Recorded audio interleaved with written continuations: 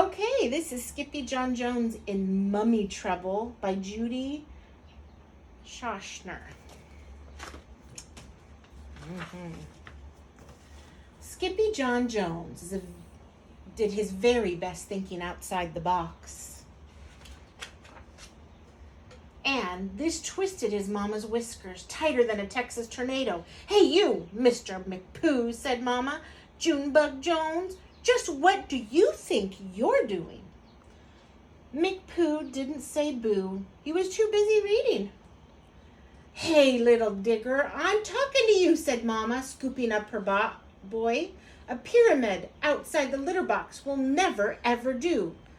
Then she saw his magazine. Stop for a minute and think. What do you think's going to happen next? Make a prediction. Tell your parents really quick before I turn the page. "National Lego Graphic," mused Mama. "And the curse of the cat, Mummy? Why, this will give you nightmares, boy. With an upset tummy, too. Plus a puffy tail on the grandest scale. This story is taboo." But Skippyjon Jones was in no mood to listen to his mama, so he skedaddled into his room. There's an ellipse, ... Remember, that's a good time to make another prediction. What's going to happen? He bounced once, he bounced twice, but for a really good bounce on his big boy bed. And the third time he bounced, he said, "Oh, I'm Skippyjon Jones, and I do love my mummy. But if I don't bounce, I get knots in my tummy." Then the kitty boy flipped over to the mirror for a look-see. Oh, what's he gonna see? "Holy smokito!" exclaimed Skippyjon Jones. "I know you," he said to the doggy in the mirror. "Your ears are too big for your head. Your head is too big for your body. You are not a Siamese cat." Then, using his very best Spanish accent, he added, "You are still the big Chihuahua dude. The whole enchilada." And they just might like enchiladas in Egypt, thought Skippy. So the kitty boy donned his mask and cape, and he began to sing in a muy soft voice. "My name is Skippito Fresquito. I'm off to see old Egypito. No chicos insist, and I dare not resist the chance to go meet a bambito."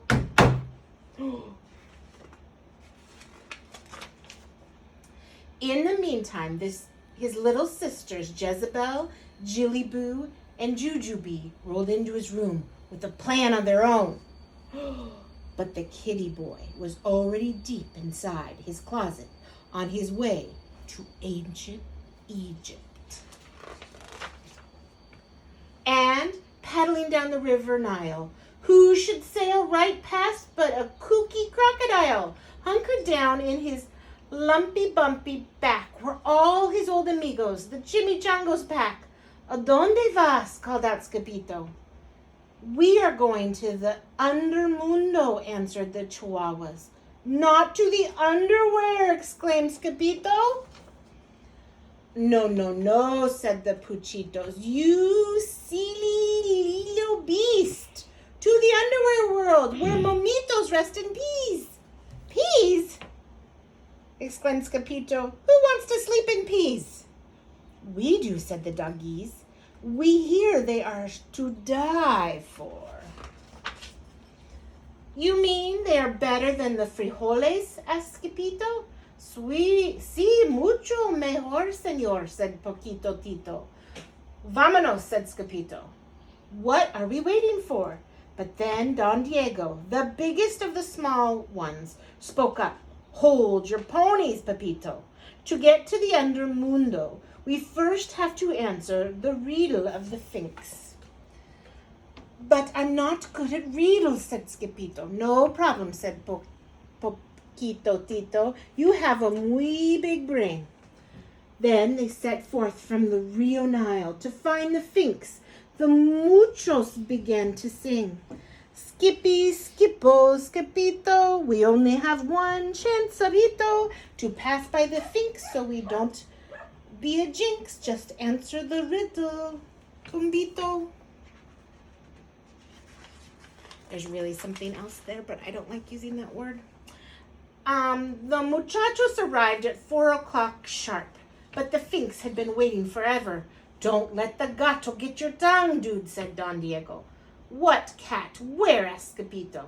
That cat there, said the perros, pointing to the Finks. But before he could say anything, the great Fink spoke.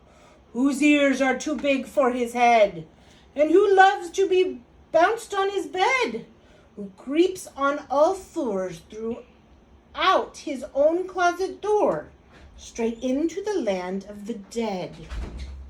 So I want you to think, students, what do you think's going to happen here? When I turn the page, who do you think it's going to be? Skippito knew the answer to this riddle, but he was so nervous, he coughed up a little fur ball. You call that an answer, dude, said Don Diego. The answer, bellowed the Finks. So with his permission, the Paritos were free to pass on to the tomb of King Rootin' Tootin' Kitten Kabootin. It's usually Tutankhamun, but this is different. When they finally reached the pyramid, the doggies burst into song and dance. Oh, see, oh, say, Osiris, our boy had a touch of the virus. He coughed up a ball, so the Finks made a call, and now it's inscribed on the papyrus. But when Skippito saw how dark it looked in the pyramid, he began to feel queasy. Oh, my tummy hurts, he groaned, and my tail is getting puffy too. But his chicos could not comfort him. They just wanted their peas, por favor. Are you not Skippito Fresquito, the great sword fighter? asked Paquito Tito. See, declared Skippito, that is me. Then your duty, dog, commanded Don Diego. So Skippito drew in a deep breath. He dove in the darkness of the musty old tomb, chanting, peas, por favor, peas, por favor, peas, por favor. Okay, so it's a time for another prediction.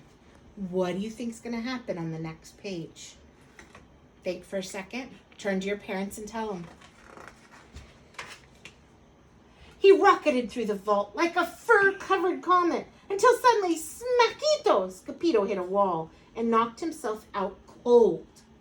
Soon after, 3 goddesses emerged from the shadows to prepare the kitty boy for his journey to the undermundo. First, we salt and pepper him, said Ba, the first goddess, and sprinkle him with lucky charms, said Da, the second one. Then we wrap him and roll him and bundle him tight, said Bing, the third goddess, and blow him a kiss and say nighty-night. Oh dear. Then the trio rolled and wrapped Cat down the ramp into the king's burial chamber. Across the room stood the 4,000-year-old sarcophagus of King Rootin' Tootin' Kitten Kabootin. And just as they were about to deliver El Skippito Mamito, he rolled right into the feet of the oddly moldy mummy. Bada bing, moaned the king as he stretched out his paws. I need to rest in peace. Peas! Screamed El Skippito Mamito, waking up in a flash, and quicker than you can say mummies, mumps, and measles, he grabbed 2 pawsfuls of peas and hightailed it home. When Los Chimichangos saw El Skippito Mamito come rolling out of the pyramid, they were into a real tailspin. When all the doggies began to chant, green